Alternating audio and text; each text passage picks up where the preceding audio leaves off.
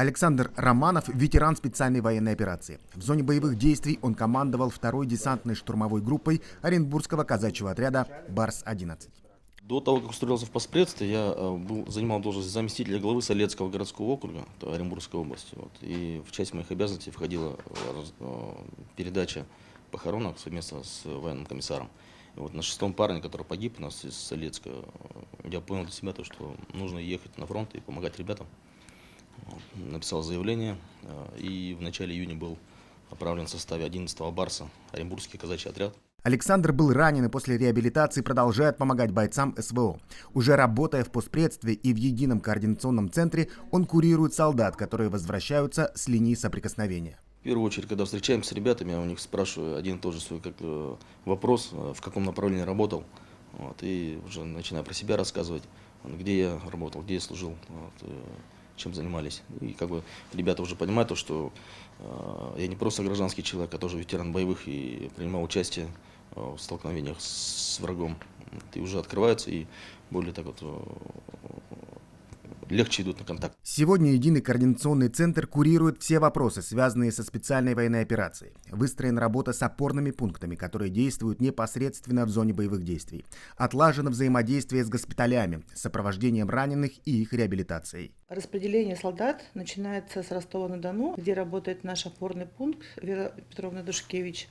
Далее направляется нам информация, фамилия, имя, отчество наших ребят, контакты, и мы с ними связываемся, узнаем, где они находятся, и, соответственно, начинается наша работа. Это еженедельное посещение их, закуп и предоставление всего необходимого, начиная от нижнего белья, госпитальных наборов и, соответственно, домашней еды. И все, что им требуется. Телефоны, одежда верхняя, просто поддержка человеческая. В ЕКЦ также готовы предоставить любые консультации, связанные с восстановлением документов по соцгарантиям от государства.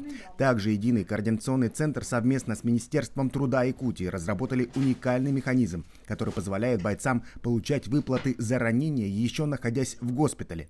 Будучи еще в Ростове, сотрудники опорных пунктов принимают у них заявления, заверяют, удостоверяются в подлинности их документов, направляют эти документы ко мне.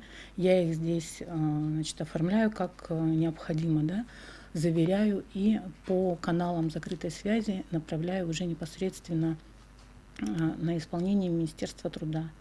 То есть на момент, когда они выписываются из госпиталя, они уже имеют возможность получить эту выплату. Потому что есть случаи, когда ребята даже не возвращаются в регион.